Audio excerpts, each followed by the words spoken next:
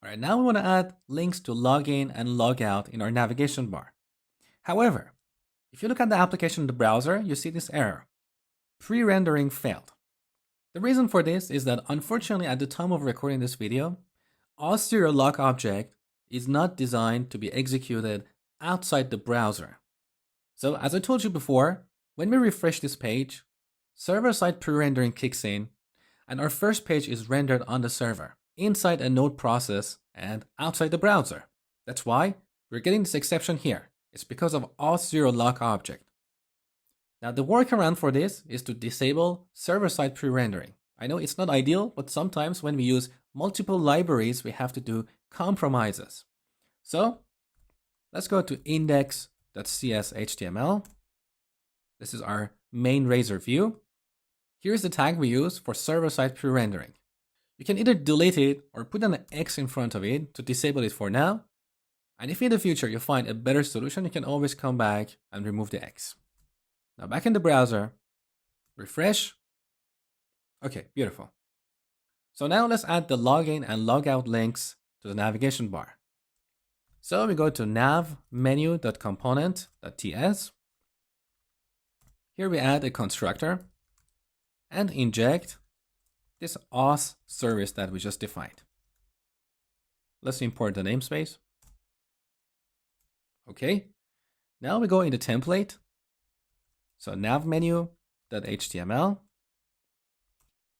Here in this UL where we have our navigation menus, I'm going to duplicate this first LI. Now we need to make a few changes here. First, we don't need router link active options. Now for our anchor, we don't need router link.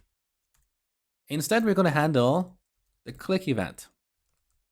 So if the user clicks this, we're going to call auth.login.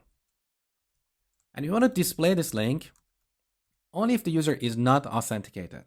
So auth.authenticated. Know that this is a function or a method. So remember to put the parentheses and apply the not operator here. I'm going to change the icon to glyph icon -user and the label to login.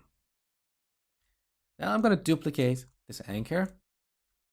And I want to render the second one if the user is authenticated. Now, if you're using Angular 4, you can use the if-else syntax in the templates. But here we're using Angular 2.4. It doesn't really make much of a difference.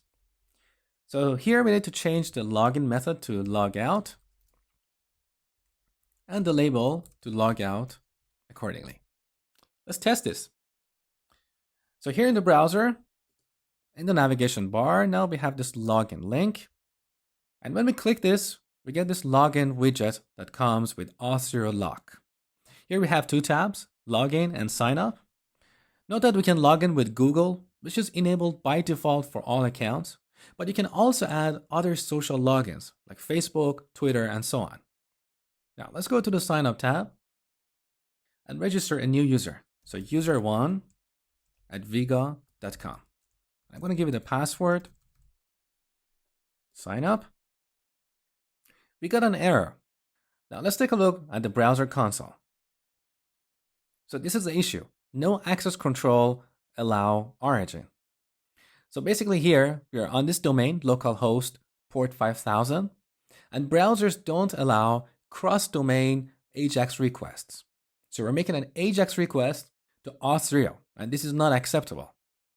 To fix this issue, we need to register our domain, in this case localhost port 5000, with Auth0. So in our client page, let's go to the settings. If you scroll down, you see allowed origins. So if you register our website here, localhost port 5000, this will allow this client to make calls to Auth0 APIs. However, there is one more thing we need to do here. So let me copy this. We should also register this address as an allowed callback URL. So during the login process, a redirect is going to happen. And then Auth0 is going to bring the user back to our website. If we don't register our website as an allowed callback URL, we're going to get an exception. Now, if you read the documentation, When you register an address here, it will be automatically applied as an allowed origin as well. So we don't need to repeat it here. Okay? Then in your applications, you probably have a test environment, a staging environment, and a production environment. So here in this box, you need to register all these URLs separated by comma. Now, let's save the changes. Beautiful. Now, one more time, I'm going to create an account. All right, we got an exception. The URL/vehicles is not in the list of allowed callback URLs. This is because in my routes array, I've added this redirect to vehicles for the home page. So whenever we hit the home page, Angular automatically redirects the user to /vehicles. And this is not in the allowed callback URLs in Auth0. So back in our settings page, here we need to add a comma and register the other address, localhost port 5000/vehicles. Now, save the changes. Beautiful.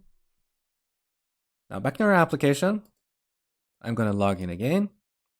My account was registered in the last step, so I should be able to log in now.